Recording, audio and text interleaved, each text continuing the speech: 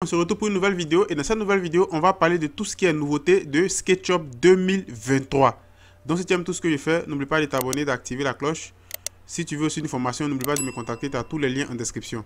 Donc comme je reçois, c'est juste un petit rappel et puis on va poursuivre avec la vidéo. Comme je reçois régulièrement dans mon compte Instagram, dans mon groupe Telegram, comment avoir les plugins au niveau de SketchUp.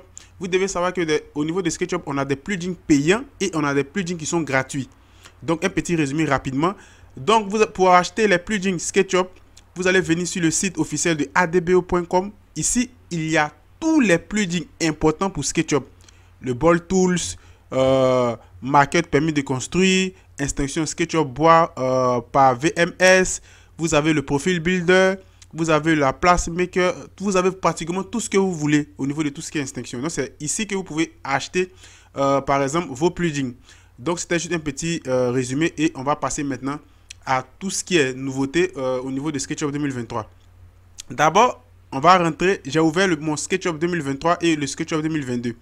Donc, au niveau de SketchUp 2023, lorsque j'ai vu le logiciel, je l'ai installé et autres, de manière générale, il n'y a pas eu vraiment une grosse évolution.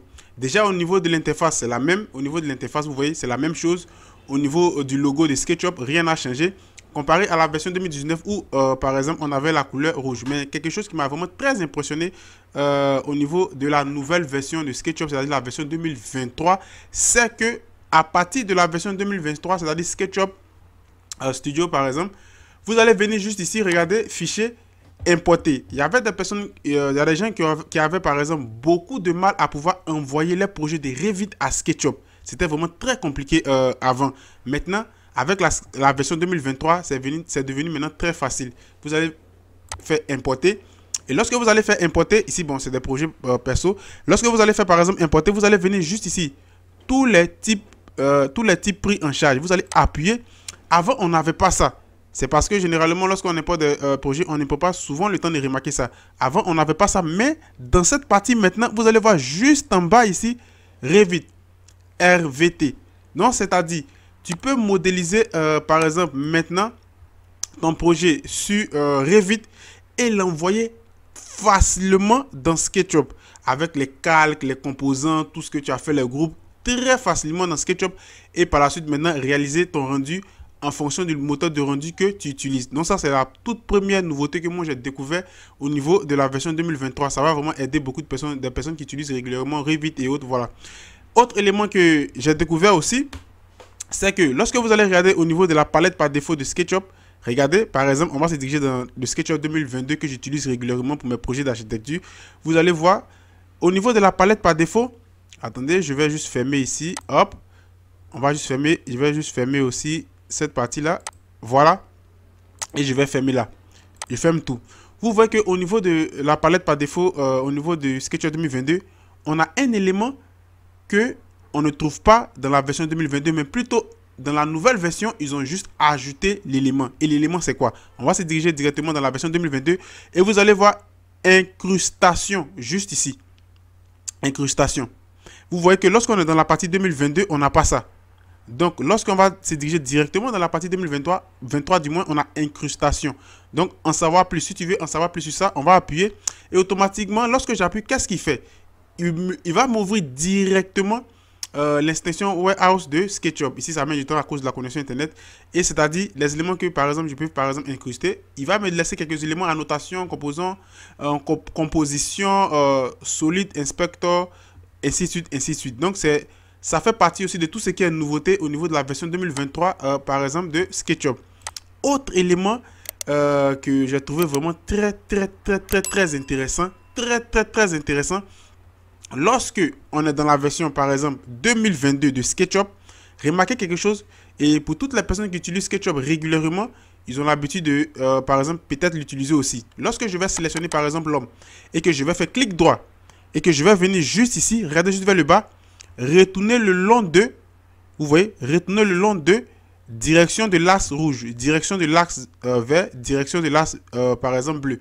Lorsque on va se diriger directement dans la version 2023. Cette partie, ils ont supprimé cela. Mais ils l'ont remplacé avec une autre fonctionnalité. Regardez bien, on se dirige rapidement dans la version 2023. Et regardez juste ici, au niveau de votre version 2023, regardez au niveau de l'interface, vous allez voir quelque chose qui va changer. Regardez juste là. Et on a automatiquement sur cette partie retourné. Ici, regardez, inverser ou mettre en miroir une sélection. Donc, on peut inverser et maintenant mettre un miroir à partir de cette nouvelle fonctionnalité qu'ils ont juste ajoutée. Ce n'est pas une nouvelle fonctionnalité, mais c'est quelque chose qu'ils ont apporté encore plus de détails dessus. Donc, lorsque vous allez maintenant créer un élément, vous pouvez l'inverser ou vous pouvez le miroiter grâce à cette fonctionnalité qui est vraiment très importante. Parce que ça va vraiment beaucoup aider, vraiment beaucoup de personnes. Parce que moi, généralement, dans la version 2022, j'utilisais régulièrement une extension qui m'aidait beaucoup, qui est par exemple, le JHS Power Bar. Et j'utilisais cette partie au niveau de cette extension ici. Vous voyez juste ici, regardez, juste là, miroir. Mais dans la version 2023, maintenant, qu'est-ce qui va se passer? On va faire un test rapidement. Regardez, on va revenir juste ici. Hop, créer quelque chose de quelconque. Hop, on va par exemple utiliser l'outil pousser-tirer de manière quelconque. Et qu'est-ce qui va se passer? On va le grouper. On va appuyer sur grouper. Et automatiquement, lorsque je vais venir par exemple cliquer juste ici, mais avant de cliquer, regardez quelque chose. Lorsque je fais triple clic, je viens. Vous voyez que la partie retournée n'existe plus dans cette partie-là. Je vais reculer un peu. Vous voyez que la partie retournée n'existe plus. Vous voyez, remarquez très bien, vous voyez que la partie retournée n'existe absolument plus ici. Mais par contre, au niveau de la version 2023 et 2022, lorsque je fais retourner le long de, existe ici. C'est juste qu'ils ont juste, par exemple, perfectionné cela dans la version 2023. Donc, lorsque je vais créer un élément de manière quelconque, maintenant, je n'ai plus besoin de me fatiguer. Je vais juste venir cliquer juste ici, hop, et regarder qu'est-ce qui se passe au niveau, par exemple, de la version 2023. On a des éléments qui vont nous permettre de faire des miroirs. On a des éléments qui vont nous permettre de pouvoir inverser les éléments. Donc, par exemple, comment cela fonctionne? Je vais venir juste ici. Je vais sélectionner, par exemple, je vais miroir et retourner, excusez. Et par exemple, si je veux que mon élément vienne dans cette direction, au niveau de la partie rouge, je peux pousser mon élément en quelque chose. Regardez, je peux le pousser. Par exemple, si je le bloque juste ici, regardez ce qui va se passer. Automatiquement, il va suivre le sens de l'élément que j'ai sélectionné. Par exemple, si je prends le vert et que je le glisse juste ici, regardez ce qui va se passer. Automatiquement, il suit le sens du vert. Si je prends le bleu et je l'envoie juste vers le haut, automatiquement, il suit le sens du bleu. Donc, de manière générale, c'est l'élément, par exemple, retourné, qu'ils ont transformé et ils ont ajouté cette nouvelle fonctionnalité en fonction de tout ce qui est optimisation au niveau de la nouvelle version de SketchUp. Et au niveau de l'homme aussi, vous voyez qu'au niveau de l'homme, ils ont changé. Je pense que maintenant, c'est une femme. Par exemple, qu'ils ont changé de manière générale. Donc, moi, de manière générale, c'est au niveau de tout ce qui est nouveauté, c'est ce qui m'a plus intéressé. Il y a celui-là, cette première fonctionnalité. Il y a aussi importé un fichier Revit, de Revit à SketchUp très facilement. Et cette nouvelle fonctionnalité, incrustation qu'ils ont ajoutée. Maintenant, il y a des personnes qui m'ont demandé quelle était la différence entre la version Studio, la version Pro et autres. Pour cela, on va se diriger directement sur le site officiel de SketchUp, le Trimble. Et vous allez voir ici, on a trois, c'est-à-dire, on peut dire de manière générale, on a 4 catégories de SketchUp. Vous voyez, ici, tu as la version gratuite de SketchUp. Pendant un an, tu ne payes rien. Je pense, si je ne me trompe pas, la version gratuite. Et ici, vous avez le SketchUp Alley. Vous voyez, on a plusieurs catégories de SketchUp. On a le SketchUp Alley, 119 $ par an. On a le SketchUp Pro, 299 $ par an. Et on a le SketchUp Studio. Le SketchUp Studio, c'est le SketchUp qui est vraiment hyper complet. C'est le plus complet de tous les SketchUp, au fait. Vous allez trouver tous les éléments dedans au niveau du SketchUp Studio. Donc, vous devez savoir que, autre remarque que j'ai voulu aussi ajouter, vous devez savoir qu'il fonctionne uniquement avec le Windows. C'est pourquoi, généralement, les gens qui me contactent pour des formations et autres, je ne vous conseille pas trop les MacBooks. Parce que les MacBooks, vous allez avoir vraiment beaucoup de soucis avec le logiciel. Donc, voilà ce que vous pouvez avoir au niveau de tout ce qui est, par exemple, version Studio. La version Studio, c'est la version la plus complète de tous les SketchUp. Voilà. Donc, voilà ce que j'ai voulu vous expliquer au niveau, par exemple, vous expliquer au niveau de tout ce qui est nouveauté, par exemple, SketchUp.